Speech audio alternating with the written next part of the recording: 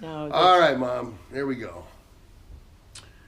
All right, next question is this will be the wrap up of season 1 of The Life and Times of Mary Mooney. She has two. Let's talk about politics. Not really. no way. No. Not Just politics relax. today, Your politics of the history, past. your and Dad's history of being. What was it like living through JFK? What was it like living through the death of JFK? What was it like living through the death of Robert Kennedy? What was it like Oh my God. living through the death of MLK. Martin Luther King? Do I remember this correctly that we went to Augustana College and saw Martin Luther King speak? It's possible. Yeah, I remember this distinctly. It's quite possible. We went to Augustana College and he was speaking, and I just remember that it was packed. I think your dad might have taken it. I might have been working. Yeah, well, I think it was like a Sunday afternoon. Oh, was it? Yeah. I I'm not don't sure. remember that. Okay, what about you guys being delegates at the Iowa caucuses? Were you ever that, or just I was a campaigners? delegate to the Iowa convention, the Democratic convention, and there I met Teddy Kennedy, Did they and have I a met, convention? Teddy and Dad ran into the Schreiber. Yeah, no, the one, the. Oh my God. I know who you're talking about. The baseball, the guy that's in charge was in charge of baseball at that time, the national baseball. Oh, really? Yeah, The who was commissioner that? of baseball, Major League Baseball. Major League Baseball. He was on the elevator with him. I'll get you. Was it 1960? 1960. It would have been 68. 68. Would have been 68. So all that time between having Joe in 68, being pregnant, the summer of going to whatever. Yeah, I guess it would be the summer of 68. Do you remember going to Colorado with Carrie and Mike? Yes. And the time we got in Silver City and that the car was sliding off the mountain? Yeah, I remember that. I remember the Rio Gorge. What was it? Oh, yeah, the Royal Gorge. Yep, I remember that bridge, and I remember some drunk almost hitting us early one morning on some winding highway. He came right into our lane, and Dad dodged him like a champ in the station wagon. Do you remember?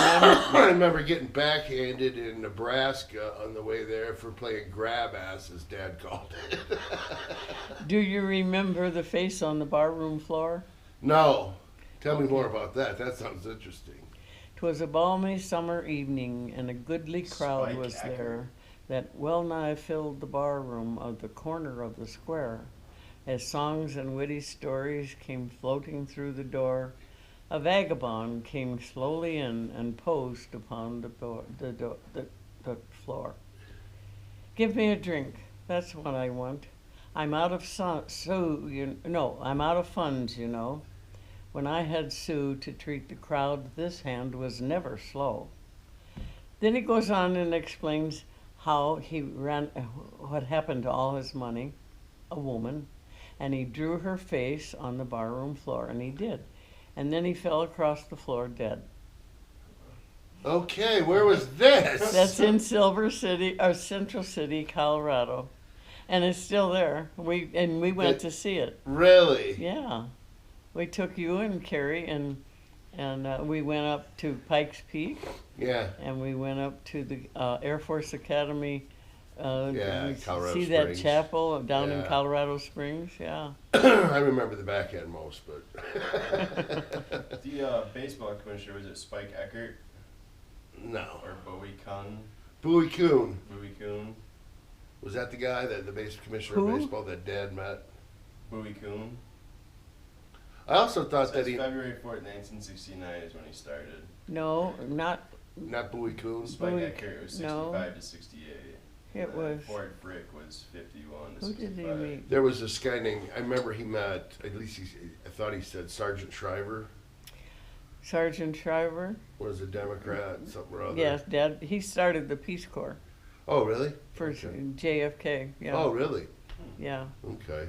And And I remember when they got killed, you used to give us all these Kennedy banners to wear across your chest. And when I think it was Robert got killed, you wanted them all back. Well, for I your was a kids. delegate for Robert Kennedy Yeah. and for his campaign in And I met him and his wife Ethel at a luncheon at the Black Hawk Hotel, Yeah. and but he was killed right shortly after that. Yeah, at the Colorado or in California. California. primary. Yeah. When was that? 1968. Yeah, Oh, and then so who not ran long after after. he got killed? Was it Hubert Hubert Humphrey. Yeah, and he lost. That's right. Yeah. Do you remember where you were when Kennedy was assassinated? Did I read Do you remember where you When were? John Kennedy was killed in Dallas. when oh God, yes, that was awful. I remember you hated Dallas forever because of that. Yeah, that was awful. That was awful. All right. I don't know where I was when I found out. All right, well, let's leave this on a good note, okay? Okay. Is there we had a better anything- topic to finish on? Yeah, is there anything, anything comes to mind? How about this? What was your most prolific memory of the 60s? It was quite. It was. The '60s were very tumultuous. Right, you had the Cold The- War and... Well, we had all the hippies and the Oh, people, the yeah, kids. let's go to the Well, hippie what fight about, at the Democratic Convention in 1968, where Richard Daley sicked all his cops on the hippies Yeah. and beat the hell out of them for 5 hours on all 3 channels, live on TV.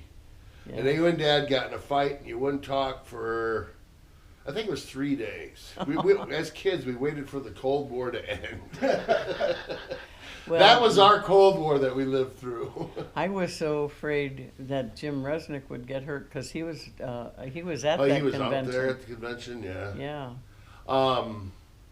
But you remember you and Dad were mad at each other Why were we mad? because Dad was going, they deserve it, and all this in front Oh, of the kids. those kids misbehaving. Yeah, the cops Yeah. should go ahead. Yeah. You know, but I'm Back saying in. they're standing up for their rights. Yeah. No, I remember the Cold War. That was 3 days The long. Mooney Cold War. Yeah, the Mooney Cold War. All right. Well, I wanted to leave it on a good note. Apparently, I brought a sour note to it. Assassinations are not good notes. No, no, no, That's no. not- I was going to ask you for a funny anecdote, but I should have left it at the bar because you recited the bar poem Yeah. so well and Yeah. eloquently Proud of it. that makes I me. wish I could. Well, if I could pull it up on my phone. All right, I'll tell you the next show. Next you look show. it up, you memorize it. I'll Okay. tell you Yeah, the rest. I was gonna Yeah, ask about the that. only one I can recite completely by heart is the cremation of Sam McGee. Okay. I can recite that by heart. Okay, go ahead. Recite it right now. Okay. There are strange things done in the midnight sun by the men who moil for gold. The Arctic trails have their secret tales that could make your blood run cold. The Northern Lights have seen queer sights, but the queerest they ever did see was the night on the marge of Lake Labarge. I cremated Sam McGee. Now, Sam McGee was from Tennessee, where the cotton blooms and blows. Why he left his home in the South to roam, up the north, nobody knows. He was always cold, but the land of cold seemed to hold him like a spell. And he'd often say in his homely way, I'd sooner live in hell. On a Christmas day, we were mushing our way over the Dawson Trail. Talk of your cold. Through the parka's fold, it stabbed like a driven nail. If our eyes we'd closed, then our lashes froze, and sometimes we couldn't see. The only one to whimper was Sam McGee. And that very night, as we lay packed tight in our robes beneath the snow, and the dogs were fed, and the stars were overhead were dancing heel and toe, he turns to me and, Cap, says he, I'll cash in this trip, I guess, and I'm asking you,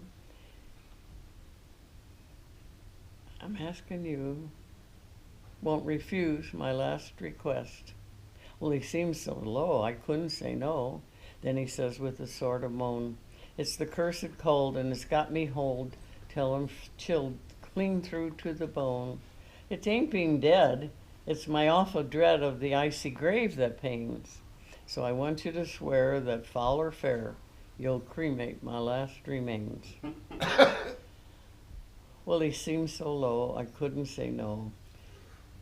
And we started it on the streak of dawn, but was terribly low. He crouched on the sleigh and he raved all day of his home in Tennessee. And before nightfall, a corpse was all that was left of Sam McGee. Now, a promise made is a debt unpaid, and the trail has its own stern code. In the days to come, though my lips were dumb, in my heart how I cursed that load. Through the long, long night by the lone firelight, while the huskies round in a ring howled out their woes to the homeless snows. Oh man, how I cursed that thing. Till we came to the marge of Lake Labarge, and a derelict there lay. It was jammed in the ice, but I saw in a trice it was called the Alice May. And I looked a bit at it, and I thought a bit, and I looked at my frozen chum. And here, said I, with a sudden cry, is my crematorium. Some planks I tore from the cabin floor, and he lit the fuel fire. Some coal I found that was lying around, and I heaped the fuel higher. Some planks Some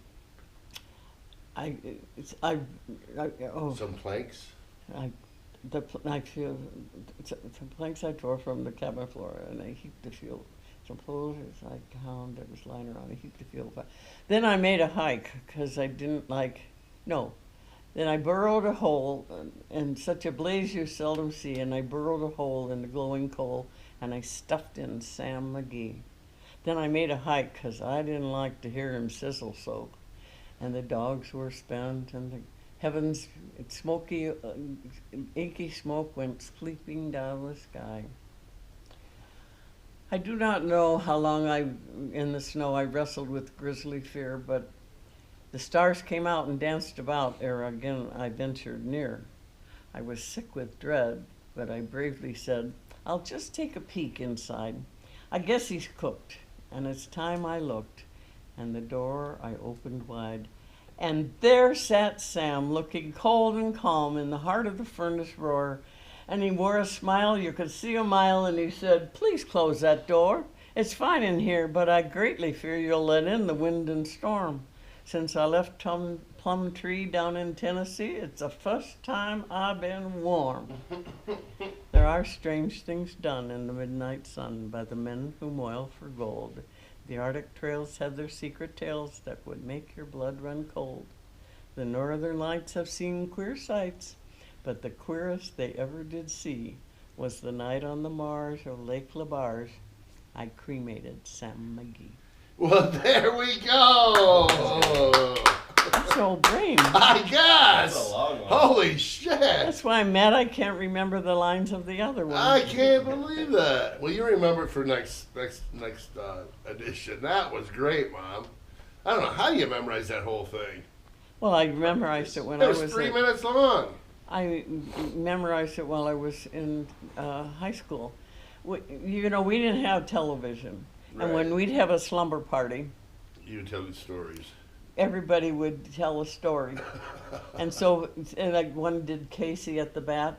Do you know that one? No. Oh my God, you got to read that poem. It's really. All right, I tell you what, you can recite it next time. You can I brush don't know up it on by heart, but you can bring it up on YouTube. I mean, on your Google, yeah. Just ask Siri, and she'll bring it up. She'll for you. bring it up. Casey at the Bat. Okay, what was the one you just recited? The cremation of Sam McGee. The cremation of Sam McGee. And the other one is the face on the barroom floor. That one I can't remember the rest of it. Well, you get toned up on for the But I next did tell you recording. the rest of it. Something tells me that times back then sound more fun than they are today. Yeah, more inventive. You had to use your imagination Yeah. and actually involve yourself with people. Yeah. Well, see, that's right. We used to, and then one of the games we used to play when we'd have a cast party after a show, Yeah. we'd have a cast party. And my dad would have it at his house. Yeah. And one of the games we played was called Under the Sheet.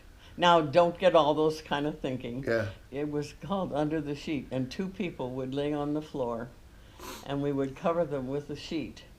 And then we would pass a yardstick around and tap them, and they had to quick sit up and say who tapped them. and everybody would be standing around the in Yeah. a circle. And those, So you quit passing sticks so they couldn't see. and so they would, you know, yes, you did. No, it wasn't me. So when the whole trick was though, one of the guys was in on it, and he had a stick beside him, a yardstick beside him, and so he would go, and then the guy could never guess who it was. That was a good party game. It was a good party game. It got everybody laughing until right. the Until the guy figured it out. they figured it out. Yeah. All right, that's a good note to end on. All right, everybody, this concludes chapter 1 of the Life and Times of Mary Mooney. Through 1960. Well, yeah, we're up to 1960, but I'm sure we're going to go back a little bit in the next few episodes. Oh, So, and we'll dig at our brains so we can get some more folklore tales, Poems. poems. Yeah. Oh my God, that was amazing, Mom. Try to think some. You got it. You're kicking ass at 87. That's all I got to say. Just put that one out like you did. All right, till next time. Remember, subscribe. Mooner8180. Thumbs up, baby. Join the channel. If you subscribe, you're going to end up getting the next installment automatically if you open up your notifications and allow it to be sent. Thank you all, and enjoy your day today. It's a great day. Before you go, mister. True YouTube.